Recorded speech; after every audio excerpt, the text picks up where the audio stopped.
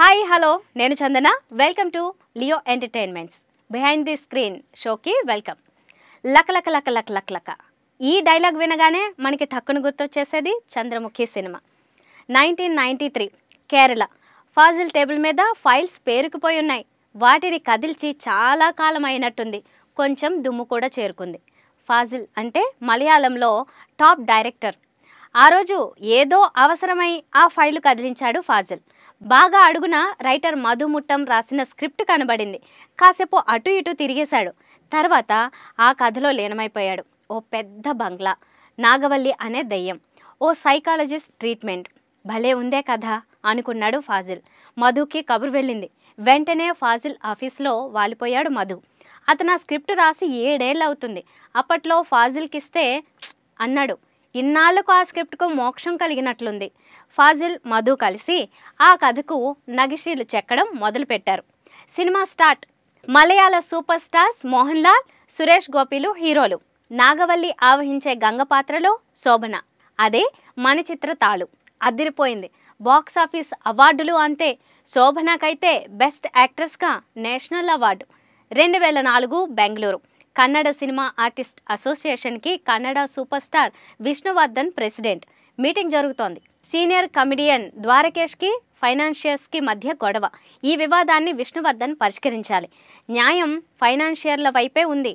కానీ ద్వారకేష్ తనకు బాగా కావలసినవాడు. పైగా పీకల్లోతు కష్టాల్లో ఉన్నాడు. ఇప్పుడు జాగ్రత్తగా డీల్ చేయాలి. విష్ణువర్ధన్ డీల్ చేశాడు. ఫైనాన్షియర్లకి ద్వారకేష్ అప్పు తీర్చేశాడు. ద్వారకేష్కి విష్ణువర్ధన్ డేట్లు ఇచ్చాడు. ఎప్పుడో ఒకప్పుడు సినిమా చేసుకోమని. కానీ పేక మీద కూర్చున్నాడు ద్వారకేష్. ఇప్పటికిప్పుడు సినిమా చేయమంటాడు. హౌ? కథ చేయాలంటే నెలలు పడుతుంది. దీనికి ఒకటే సొల్యూషన్, రీమేక్. డైరెక్టర్ పి వాసుకి కబురెళ్ళింది. ఆయన చెన్నై నుంచి బెంగళూరు వచ్చాడు. విష్ణువర్ధన్ అర్జెంటుగా సినిమా చేద్దామన్నాడు. నా ఫ్రెండ్ ఫాజిల్ 10 ఏళ్ల క్రితం మణిచిత్ర తాళు సినిమా చేశాడు. చాలా బాగుంటుంది, మీకు కొత్తగా ఉంటుంది చెప్పాడు పి వాసు. ఇంకేం, నేను రెడీ అన్నాడు విష్ణువర్ధన్. అదే ఆప్తమిత్ర. సైకియాట్రిస్టుగా విష్ణువర్ధన్. నాగవల్లి ఆత్మ ఆవహించే గంగ పాత్రలో సౌందర్య. 2004 ఆగస్టు 27న రిలీజ్. ఫస్ట్ వీక్లో నో కలెక్షన్స్. కట్ చేస్తే బాక్సాఫీస్కి వసూళ్ల దెయ్యం పట్టింది. ఎంతకు వదలదే. 2004 అక్టోబర్ 1 చెన్నై టీ నగర్లోని శివాజీ గణేశన్ ఇల్లు. ఆ రోజు పెద్ద ఆయన జయంతి. శివాజీ గణేశన్ కొడుకులు ప్రభు, రామ్ కుమార్లు ఆ ఏర్పాట్లేవో చేస్తుంటే అనుకోని అతిథిలా రజనీకాంత్. వీళ్ళంతా కంగారు పడిపోయారు. హాల్లో ఉన్న శివాజీ గణేశన్ ఫోటోకి అంజలి ఘటిస్తున్నాడు రజనీ. అతని మనసు నిండా ఏదో వేదన. తన ఇంటికి భోజనానికి రమ్మని పెద్ద ఆయన ఎన్నిసార్లు అడిగాడు, కుదరలేదు. ఇప్పుడిలా ఆయన లేనప్పుడు వచ్చాడు. రజనీలో అదే చింత. అక్కడే భోంచేసి బయటికి రాగానే మీడియా వాళ్ళు చుట్టుముట్టారు. మామూలుగా రజనీ మాట్లాడు, దండం పెట్టి వెళ్ళిపోతాడు. ఆ రోజు పెద్ద ఆయన స్థాపించిన శివాజీ ప్రొడక్షన్స్లో సినిమా చేస్తున్నా అని అనౌన్స్ చేశాడు. అందరూ షాక్ అయిపోయారు. 2 ఏళ్ల నుంచి రజనీ సినిమా చేయడం లేదు. 2002లో వచ్చిన బాబా డిజాస్టర్. అందుకే ఈసారి పెద్ద హిట్ సాధించాలనే కసి మీద ఉన్నాడు రజనీ. కెఎస్ రవికుమార్ డైరెక్షన్లో జగ్గుబాయ్ అనౌన్స్ చేశాడు. ఈ రెండింట్లో ఏది ఉంటుంది? బెంగళూరు వెళ్ళాడు రజనీ. ముసలాడి గెటప్లో ఆప్తమిత్ర సినిమాకి వెళ్ళాడు. ఆ సినిమా చూస్తూ జనాల చప్పట్లు చూస్తూ ఏదో ఆలోచిస్తున్నాడు. తనకు రైట్ టైంలో రైట్ సినిమా. సింహం ఆకలి తీర్చే సినిమా. పి వాసుకి కాల్ చేశాడు.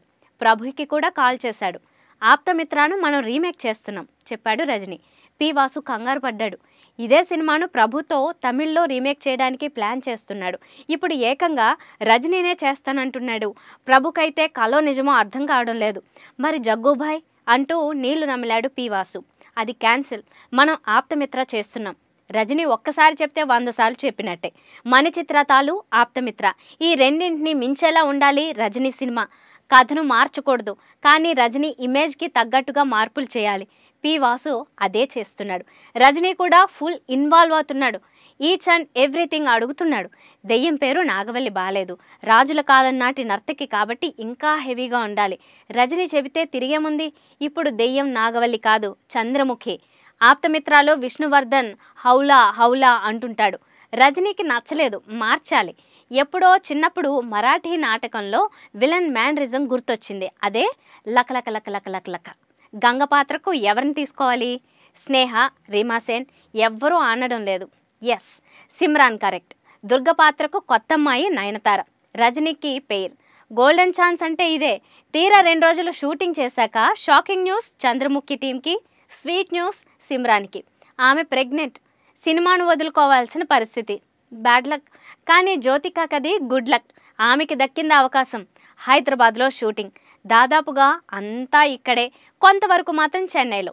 2 పాటలకు టర్కీ వెళ్ళారు. ఎంత స్పీడ్గా అంటే అంత స్పీడ్గా ఫినిష్ అయిపోయింది. సినిమా కోట్ల బడ్జెట్ తేలింది. 2005 ఏప్రిల్ 14 తెలుగు, తమిళ భాషల్లో చంద్రముఖి చూసి ప్రేక్షకులకు దిమ్మ తిరిగిపోయింది. 10, 20, 30, 40, 50, 60, 70 ఇలా కోట్లు వస్తూనే ఉన్నాయి. 50 రోజులు, 100 రోజులు, 200 రోజులు చెన్నైలో శివాజీ గణేశన్ సొంత థియేటర్ శాంతిలో 804 రోజులాడి సౌత్ ఇండియా రికార్డు సృష్టించింది. త్యాగరాజ భాగవతార్ నటించిన తమిళ హరిదాస్ 1944 అక్టోబర్ 16న రిలీజ్ అయింది. ఏకధాటిగా చెన్నైలోని బ్రాడ్వే థియేటర్లో 768 రోజులాడిన రికార్డు బద్దలు కొట్టింది ఈ సినిమా. మళ్ళీ రజనీ హవా మొదలు. చంద్రముఖ మజాకా లక లక లక లక లక. సరే, ఈ సినిమాకి సంబంధించిన కొన్ని ఇంట్రెస్టింగ్ విశేషాలను ఇప్పుడు తెలుసుకుందాం. మిస్టర్ పెల్లాం తీసిన గవర పార్థసారథికి శోభన క్లోజ్. ఢిల్లీలో నేషనల్ అవార్డ్స్ ఫంక్షన్లో శోభన కలిసినప్పుడు మణిచిత్ర తాళు తెలుగులో రీమేక్ చేయమని సలహా ఇచ్చింది. రిస్క్ అని వదిలేశారు పార్థసారథి.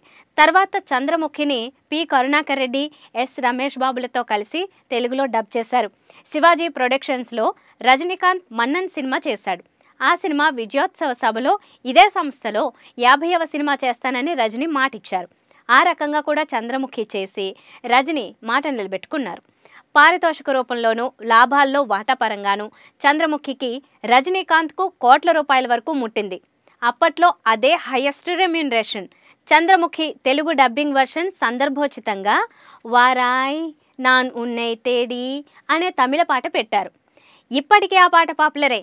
తమిళ మాతృకలో రారా సరసకు రారా అంటూ భువనచంద్ర రాసిన తెలుగు పాట పెట్టారు.